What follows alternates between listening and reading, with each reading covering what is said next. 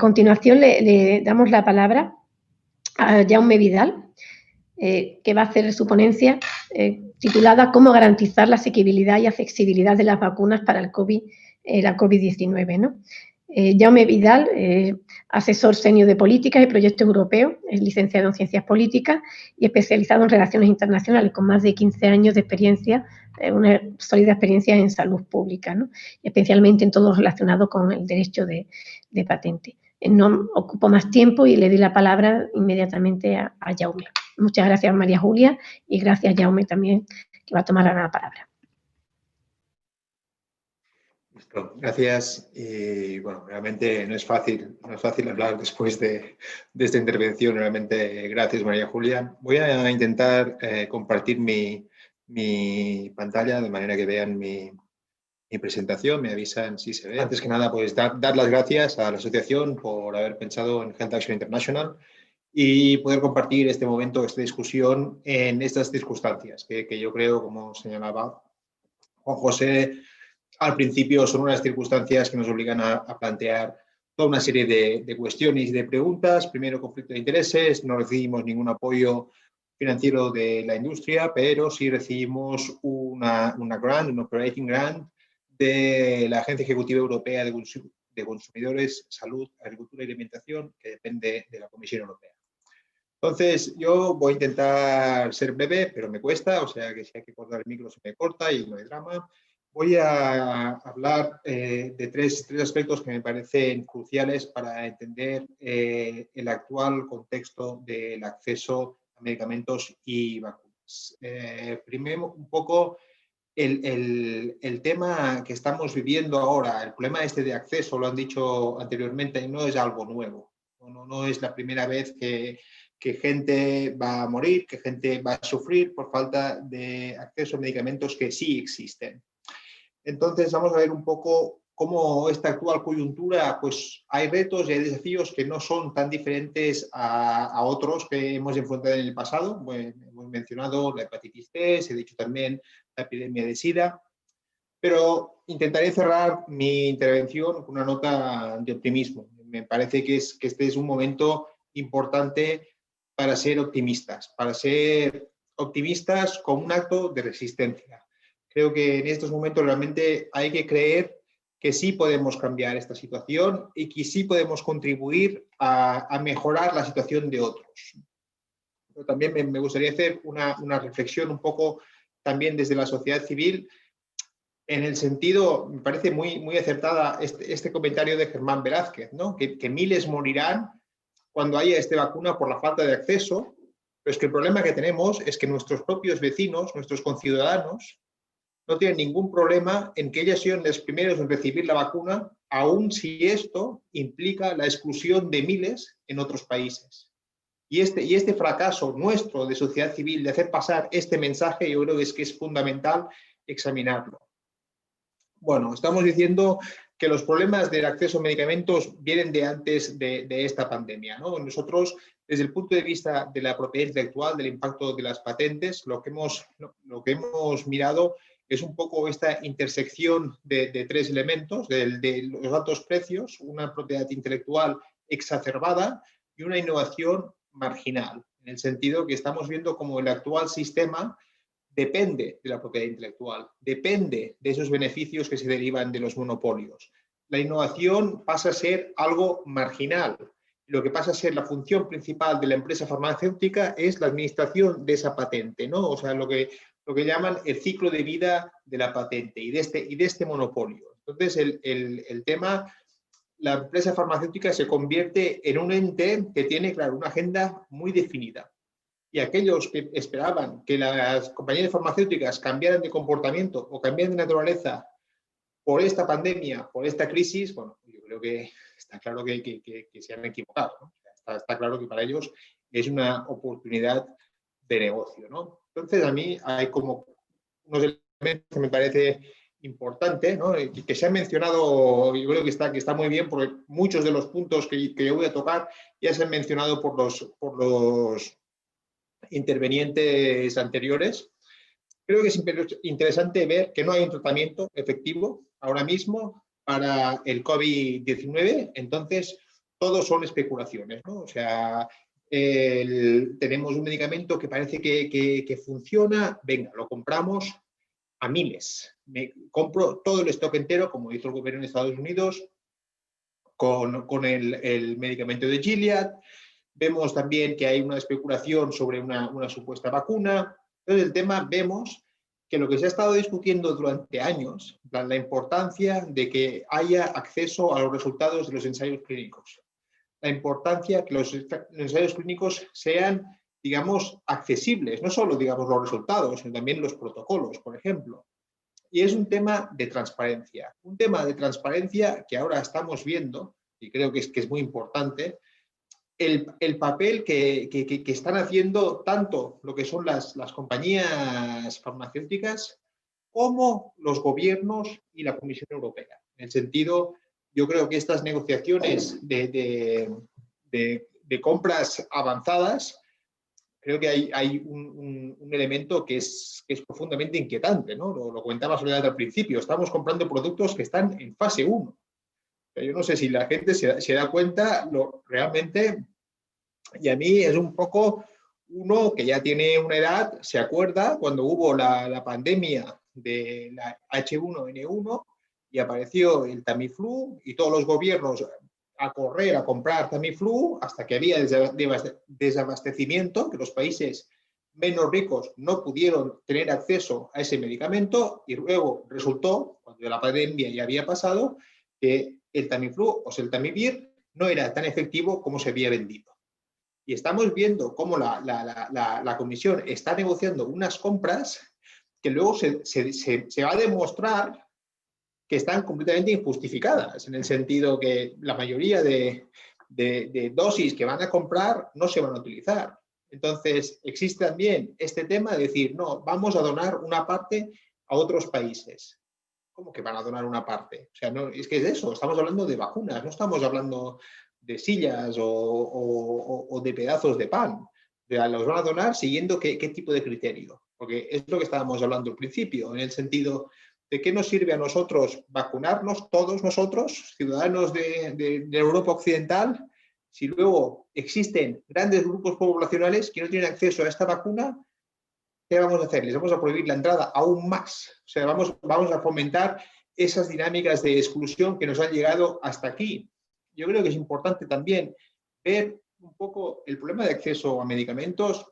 Yo, no sé, comparto hasta cierto punto esa visión algo positiva de Soledad.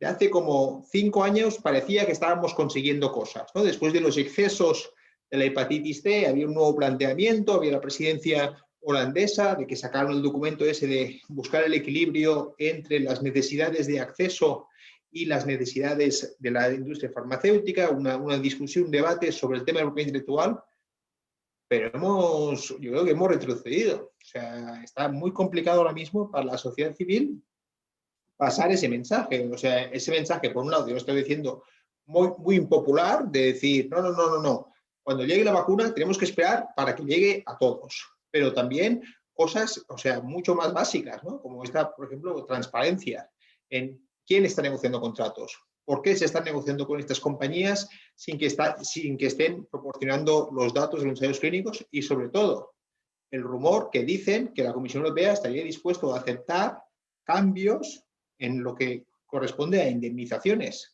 por efectos adversos, con los gobiernos asumiendo una mayor carga financiera en caso de que hubiera problemas.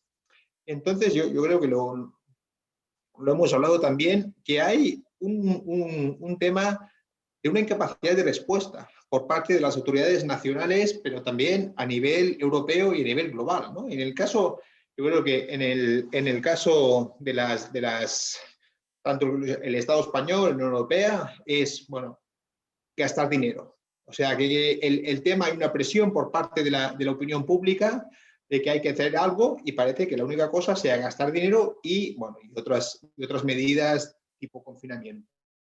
Pero me parece muy importante, sobre todo cuando estamos hablando del tema de exclusión, de la sociedad civil, le está costando entrar, esta crisis de las estructuras también llega a la OMS. O sea, la OMS es una organización que está en una crisis profunda desde hace una década. y en el sentido, se le ha ido reduciendo el presupuesto, se le han ido añadiendo funciones para las cuales no estaba preparada y ahora pretendemos que nos solucione un tema de una pandemia global en 2 semanas. Entonces vemos como la OMS está intentando un poco mantener esa posición de referencia dentro de la salud global, pero al mismo tiempo pues, están surgiendo otros entes, otras entidades que le están como compitiendo y me parece importante ver, lo vamos a ver ahora, que estas entidades son como muy diferentes, ¿no? Entonces, yo creo, estaba mencionando el hecho de que, bueno, me parece importante pues, ser optimista, ¿no? Y ver las cosas que sí se están haciendo y las cosas que sí pueden contribuir a una respuesta efectiva, ¿no? Y para nosotros, como organización de la sociedad civil, nos parece que una respuesta efectiva tiene que ser necesariamente basada en la transparencia y la participación de todos los actores. En ese sentido, apoyamos la iniciativa conocida como CTAP, o sea, es la COVID-19 Technology Access Pool, que propone una gestión mancomunada de los derechos de propiedad intelectual y know-how de todas aquellas tecnologías necesarias para el control y el combate a la enfermedad del COVID. Pero es interesante que también hay vacunas, hay kits de diagnóstico. Nos parece muy importante en el sentido que sería un poco una cesión de esos derechos patrimoniales que María Julia estaba diciendo para un bien común, ¿no? para un interés superior. Entonces, el tema es que, bueno, hay una serie de países que han apoyado la creación de este instrumento, entre ellos el Estado español, pero ninguna industria farmacéutica. Ninguna industria farmacéutica ha dado el paso, ¿no? Entonces, lo que vemos de esa cosa de pensábamos que habían cambiado el chip, pero el chip sigue anclado, pandemia, oportunidad de negocio. Entonces, en el marco de la OMS también hay pues, una estructura de cooperación con otros actores, ¿no? Y lo vamos a ver cómo la OMS ha tenido que ceder estos espacios de coordinación. Entonces, creo que María Julia también mencionaba la OMC, ¿no? Cómo la OMC, de alguna manera, como en un espacio súper corto de tiempo, ya ha ocupado un lugar preeminente en temas de salud pública, mediante, sobre todo, el acuerdo ADPIC.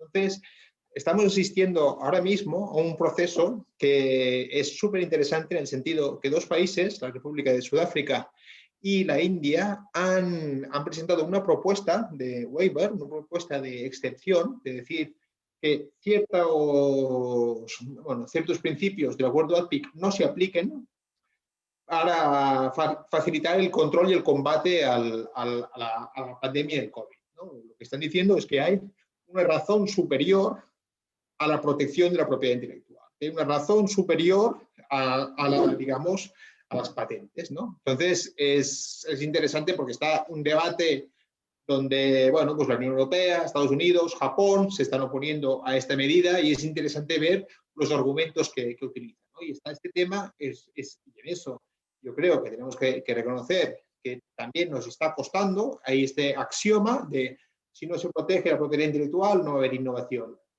Y bueno, hemos visto décadas de protección de propiedad intelectual y la innovación que tenemos es o bien marginal o basados en productos, bueno, pues mira, sí, el sofosbuvir de la hepatitis C, algunos medicamentos contra el cáncer, que luego sí, ha sido ahí un pelotazo, ¿no? Podríamos decir.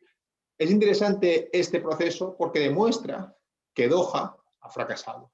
Demuestra que los países empobrecidos y el sur global necesitan otro cambio de lo que es el sistema de propiedad intelectual entendido a nivel global. Porque les dijeron, no, si firmáis el ADPIC, si firmáis esto que no tenéis, esto va a ser el techo. Nadie os va a pedir nada más. Pero resulta que no fue el techo, sino que es el suelo. Y los países, digamos, de Europa Occidental, Estados Unidos, Japón, y digamos, la industria farmacéutica está presionando para ir siempre más allá del ADPIC. Entonces, es un poco como el tema que comentaba Juan José al principio, de cuando las compañías farmacéuticas se dieron cuenta que los gobiernos estaban dispuestos a pagar 20.000 euros por un tratamiento completo, por un ciclo de tratamiento para la hepatitis C, se dieron cuenta que entonces podrían seguir pidiendo. que ahora una vacuna podrán pedir y la misma lógica se aplica con los países, digamos, industrializados en temas de propiedad intelectual.